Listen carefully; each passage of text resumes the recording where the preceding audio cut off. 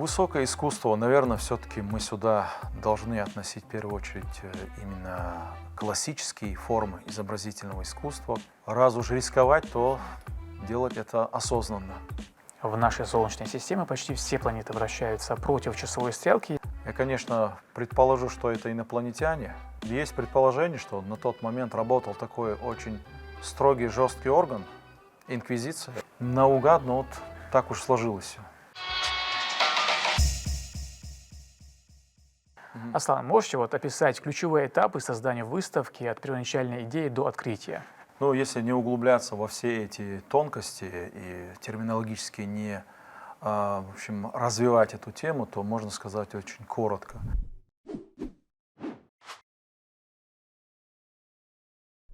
У нас бывает два варианта, при котором мы в первую очередь либо сами находим автора, художника, и обращаемся к нему с предложением о проведении выставки, или же наоборот, как бы художник сам проявляет инициативу и предлагает, что вот я такой-то автор, предлагаю свою выставку вот под таким названием и хотел бы выставить у вас свои работы. Ну а дальше это уже, скажем так, дело техники, картины расставляются, готовится экспозиция при непосредственном присутствии самого автора, у которого, возможно, есть какие-то свои предпочтения для размещения той или иной картины и не только.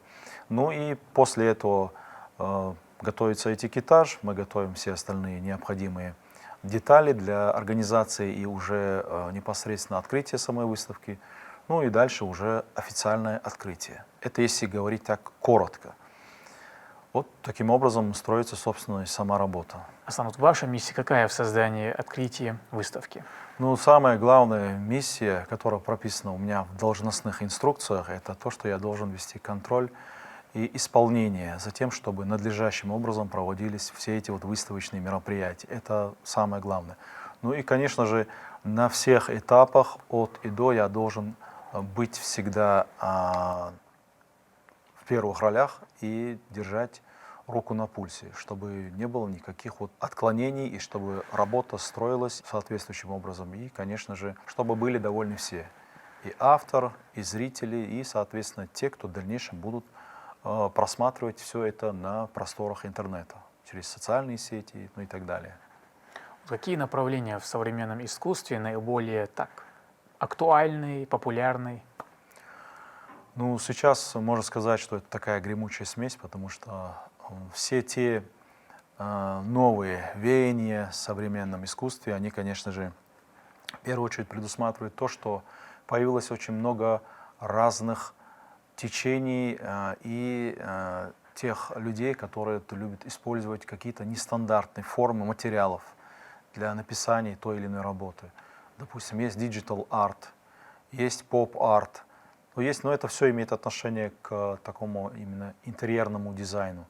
Ну и вот те более обыденные, привычные, стандартные, но уже немного видоизмененные направления, такие как сюрреализм, импрессионизм, фавизм, там очень много всего, концептуализм. Если их перечислять, то нам одной программы просто не хватит. Ну, сами по себе эти работы, они очень красочные, необычные. Ну, и, конечно же, у любого человека есть свои предпочтения. Кому-то нравится, а кому-то нет, и это, я думаю, нормальное явление. Аслан, вообще есть такое понятие высокое искусство. Что это такое? Есть грани этого высокого искусства? Так, высокое искусство, наверное, все-таки мы сюда должны относить в первую очередь именно классические формы изобразительного искусства, которые пришли издревле, можно сказать. И естественно, что все эти авторы, они своими трудами, своими заслугами, тем наследием, которое они оставили в истории изобразительного искусства, они заслуживают именно этого заглавия, этого основного главного титула «Высокое искусство». И вот уже на основе того, что заложили эти все люди, которые стояли у истоков создания всех этих творческих основных направлений, я думаю, что дальше уже сформировались какие-то определенные школы, которые послужили развитию и других каких-то течений. То есть высокое искусство, на мой взгляд и в моем понимании, это все-таки классицизм. То, что шло с незапамятных времен, когда это только-только находилось на стадии своего зарождения. На этом классицизме заканчивается это высокое искусство? Или там дальше можно туда какие-то другие направления? Но по мнению современных критиков, людей, которые по-разному смотрят на какие-то мнения, суждения, естественно, что каждый человек, который занимается исследованием этого всего, направления всех этих вот именно течений и так далее, конечно же, они могут выдвигать разные версии. Вот есть много современных аналитиков, критиков, которые считают, что сейчас как раз-таки бум.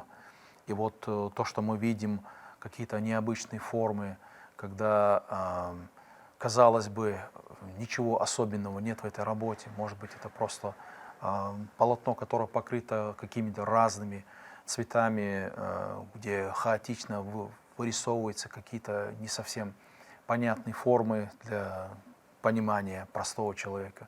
Они с большим воздыханием говорят о том, что это и есть высокое искусство. Опять-таки, как я предполагаю, на каждом этапе развития искусства, в каждую эпоху, скажем так, были представители, которые так или иначе себя могут отнести именно к этому понятию, как высокое искусство. Вот в моем понимании это именно так. Хорошо. Для меня вот эта тема была так непонятна, я хотя бы какое-то понимание уже имею. Начнем нашу игру, если вы готовы. У нас 10 вопросов и 3 подсказки, из которых вам нужно выбрать 2 оптимальные для вас. Это 50 на 50, право на ошибку и звонок другу. Что выберете? 50 на 50 и право на ошибку. Первый вопрос звучит так. Как попадают на Международную космическую станцию космические туристы на личном космическом шаттле Илона Маска за деньги по знакомству через телепортационный портал инопланетян? Так, мы сразу в космос, да? Да. Сдалека начнем. Да, то есть через тернии к звездам, как говорится. Ну, на личном космическом шаттле Илона Маска, личности очень известной, конечно же, почему бы и нет, по знакомству, если есть такие связи. Через телепортационный портал инопланетян, это гипотетически может быть тоже вариант, вполне возможен. Но я думаю, что поскольку это все-таки именно то направление, где нужно оплачивать эту услугу, я думаю, что все-таки они это делают и попадают, собственно, на МКС за деньги. За деньги. Доступ на Международную космическую станцию для космических туристов осуществляется за деньги. Абсолютно верный ответ. Второй вопрос. Какой цвет отсутствует в палитре Олимпийских колец? Красный, желтый, черный, фиолетовый. Так, уже становится интересно. Казалось бы, Олимпийские игры – основной символ, атрибут, скажем так, этих международных соревнований, он очень привычен. Я думаю, что вот эти все цвета, и красный, и желтый, и черный, и фиолетовый, даже в случае, если мы исключим один из вариантов, они очень неплохо вписывались бы в общую картину.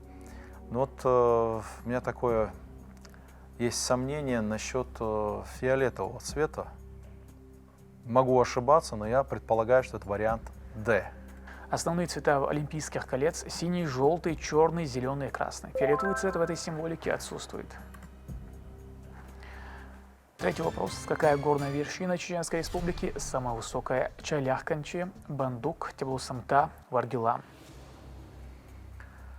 Угу. Так, теперь мы погружаемся немного. Немножко так. снизились. Вот Да, с космоса понижение на у горы. нас идет, да. Ну, опять-таки, все названия, они вполне знакомы, но разве что одно название мне не совсем было знакомо до этих пор. Это Варгилам, допустим. Но вот вариант С, Тибула-Смта, этот вариант очень знакомый. Я сейчас не помню точно, какой высоты достигает данная горная вершина, но она считается одной из самых высоких вершин в Чеченской Республике. Вершина Теблусамта – самая высокая точка Чеченской Республики и всего Восточного Кавказа. Ее высота 4492 метра. 4-й вопрос. Помимо Венеры, какая еще планета Солнечной системы имеет направление вращения, отличное от большинства? Уран, Марс, Сатурн, Юпитер. Так, возвращаемся в космос, да? Да. Так, уже чувствуется Неосознанно. легкое такое невесомое состояние, да? Поскольку, возможно, я не так силен именно в этой области, я, наверное, выберу вариант право на ошибку. И опять-таки могу ошибаться, но раз уж рисковать, то делать это осознанно. Я думаю, что данной планетой Солнечной системы является Марс. Марс. И вот вам эта подсказка помогает, потому что это неверный вариант ответа. В нашей Солнечной системе почти все планеты вращаются против часовой стрелки, если смотреть вниз с северного полюса Солнца. Исключение составляют лишь Венера и Уран. 5-й вопрос. Что, согласно гипотезе Джованни Риччоли, присутствовало на Луне, когда он составлял одну из первых ее карт? Золото, вода, инопланетяне, кошки. Риччоли, да, молодец, Джованни. Благодаря тому, что появилась сама карта и вот эти все варианты, которые, возможно, были на этих картах. Так, у нас есть золото в наличии, есть вода, инопланетяне и кошки. Может быть, на тот период времени не до конца была исследована Земля, и, может быть, не все мореплаватели успели исколесить разные моря и открыть какие-то новые континенты. Есть предположение, что это все-таки вариант Б – вода. Составляя одну из первых карт Луны, Джованни Риччоли ошибочно предположил наличие на ней океанов и морей, которые на самом деле оказались обширными темными равнинами. Интересно, тогда в тот период были ли вообще такие вот предположения об инопланетянах? Или вообще люди не задумывались? Наверное, задумывались, но... Ну, есть предположение, что на тот момент работал такой очень строгий, жесткий орган, инквизиция. И вот все вот эти суждения и предположения, они напрочь, в общем, имели исключительный характер. И мало кто, я думаю, отважился бы на тот период времени сделать такие предположения. 6-й вопрос. Что наносили на стены каменных башен в древности? Фрески, мозаику, рельефные узоры, тамги и петроглифы. Вот сколько много интересных тайн хранит в себе древность, да? Вот если так хорошенько подумать, посмотреть, конечно, и фрески, и рельефные узоры, и мозаика, и тамги с петроглифами, они, естественно, так или иначе могли иметь место, но, наверное, можно исключить фрески, рельефные узоры, можно исключить и мозаику. Это вариант, который мне более кажется подходящим в данном случае, это вариант D.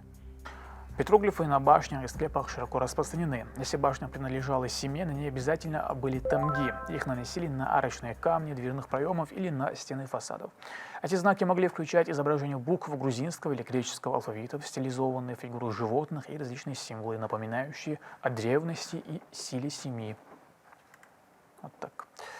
Какому году соответствует указанное римское число? 1099, 1909, 1999, 2001.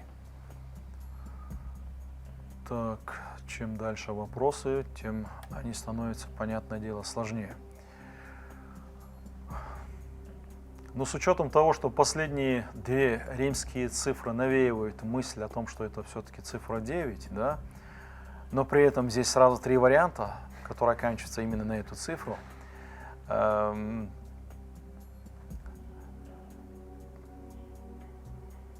Интересно. Так, я еще чуть-чуть. Но у тебя есть 50 на 50. Ну да, кстати, да, Подсказка. давайте попробуем. 50 на 50. Почему бы и нет? И выберите два неверных варианта ответов. У тебя остается А и С. Мне кажется, уже легко стало в какой-то степени. Либо это 1099, либо 1999. Так. Мгм. 1000. Мгм. Вариант А. 1099. Вариант Б. 1909. Нет, А и С. А и С. Ага. Я думаю, что это все-таки вариант С. Вариант С. Это римская запись числа 1999. Абсолютно верный ответ. 8 вопрос. Какой музыкальный прием характеризуется отрывистым звучанием? Йодель, стаккато, деташе, фортиссимо. Ну, я как большой знаток, в кавычках, именно всех музыкальных направлений, наверное, вряд ли смогу определить, но можно просто как-то поразмыслить, подумать, что, конечно, является довольно сложным в моем случае. Отрывистое звучание. Йодль, стаккато, деташе, фортиссимо. Так, ну, если цепляться за какие-то корни слов, слово «форт», допустим, если брать зарубежные отдельные языки, иностранные, точнее, языки, то, наверное, «форт» это речь идет о каком-то более, я так думаю, быстром звучании, забегающим, идущим вперед, возможно. Мне надо на будущее взять для себя на заметку и вот хорошенько изучить все эти вот премудрости, связанные с этими со всеми музыкальными приемами и так далее. А зачем? Это же особо не пригодится тебе в жизни. Ну, возможно, нет, но бывает так, что вот примерно вот как вот сейчас сложилась такая ситуация. Ну это да. Так, йодль, фортиссимо. Но я, наверное, 50 на 50 подсказка уже отсутствует, понятное дело. Фортиссимо и деташе, как мне кажется, они могут сюда не подходить. Я больше все-таки склоняюсь к версии, что это может быть вариант Б, стаккато.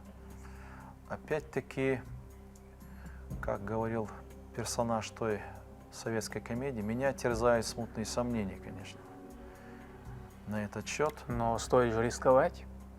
Не, рисковать, конечно, порой бывает необходимо, крайне. Деташе, йодль, фортиссимо, стаккато.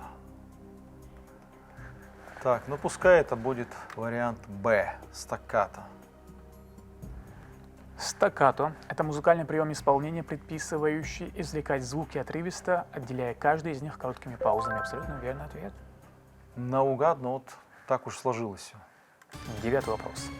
Кто не занимал должность главы страны? Берса шейх, Висатинаев, Бейбулат Таймиев, шейх Мансур. С одной стороны, кажется, что эти варианты, они как бы на поверхности, и человек, тем более представляющий чеченский народ, должен знать все эти вот известные факты. Но учитывая то, что во главе всех восстаний самым первым стоял шейх Мансур, как мы знаем, возможно, на тот период времени не было именно вот такой, скажем так, должности, как мехкда. Вот Бейбулат Таймиев, Берса шейх, Висатинаев, я думаю, что вот они как раз-таки входили в этот самый круг людей, которые могли быть назначены главами страны, мехкда.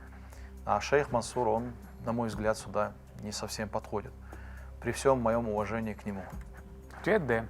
К 1825 году Бейбулат Таймиев смог объединить большую часть страны под своей властью и был избран Народным собранием на должность мехкда. В отличие от Бейбулата Таймиева, шейх Мансур не носил титул мехкда. Абсолютно верный ответ. Тем не менее, он является одной из самых выдающихся личностей в истории Северного Кавказа. Он был воином, политическим и религиозным деятелем, проповедником и военачальником. Вот среди других значимых деятелей следует упомянуть и Берса шейха, жившего с 1561 по 1623 год, который был одним из первых проповедников и мехкда. Значительные трудности выпали на долю Висатинаева, когда он был назначен главой страны. Ему досталась раздробленная территория, ослабленная внутренними конфликтами и окруженная врагами, которые ждали удобного момента для нападения. И финальный 10-й вопрос, как ты думаешь, про что будет? Космос. Нет? Космос. Почти. Какова минимальная продолжительность самого короткого авиарейса в мире? От 47 секунд до 2 минут, от 59 секунд до 3 минут, от 4 минут до 6 минут, от 7 до 9 минут. Вот так вот. Немного скорости, авиация, да, у нас тут тоже Да.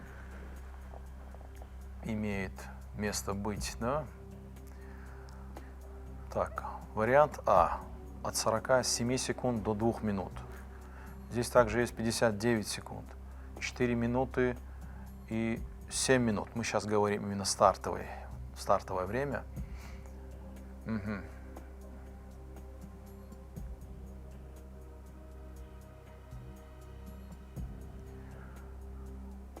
Я могу предположить и назвать два варианта. Потом, впоследствии, я немного так порассуждаю. Время у нас еще есть, в принципе, да. Я могу предположить, раз уж речь идет о самом именно коротком авиарейсе в мире, то, конечно, первые два варианта, имеется в виду вариант А и вариант Б, от 47 секунд до 2 минут. Мне, конечно, более так, скажем, по-простому симпатичен вариант, связанный именно с 59 секундами до 3 минут, вариант Б. Но тут еще надо будет немного над этой версией подумать, с учетом того, что сейчас очень много скоростных авиалайнеров. Конечно же, эти рекорды скоро будут сведены до буквально считанные секунды, образно говоря, да? Я представляю, если бы наш общественный транспорт двигался вот в таком распорядке, это было бы сверхздорово, с одной стороны. Но мы сейчас говорим не о нем, мы говорим о воздушных суднах, скажем так. Так, ладно, тем более это у нас 10-й вопрос. Вариант А. От 47 секунд до 2 минут. Пускай будет. Это окончательный ответ. Да. Самый короткий в мире авиарейс, выполняемый между Шотландскими островами Уэстрей и Папа-Уэстрей, поражает своей скоростью. Обычно полет занимает около 2 минут, но при попутном ветре он может сократиться до рекордных 47 секунд. За это время самолет преодолевает расстояние всего 2,7 километра. Ну, для себя я сегодня выявил очень много таких именно отраслей, скажем так, направлений, в которых мне нужно будет немного поработать и улучшить свои познания в этой области.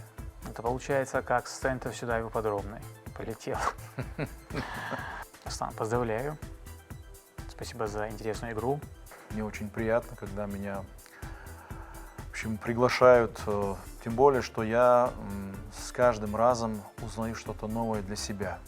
Вот эти варианты, которые здесь вот предлагаются, они меня подталкивают к тому, чтобы я все-таки чуть-чуть получше где-то читал, где-то искал, может быть, на просторах интернета какую-то информацию.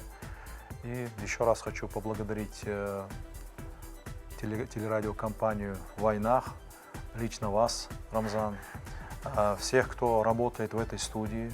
Это тоже очень такой большой, огромный труд, работа, за которую стоит благодарить. И, конечно же, я надеюсь, что я опять вернусь, может быть, не в этом году, ну, может, на следующий год. Но любое ваше приглашение будет отмечено большим плюсом и желанием вернуться и попробовать еще раз свои силы, выиграть. Это всегда приятно, отрадно. Дель Сольшу. Аслан, но вы не ждите приглашения, вы о себе напоминаете.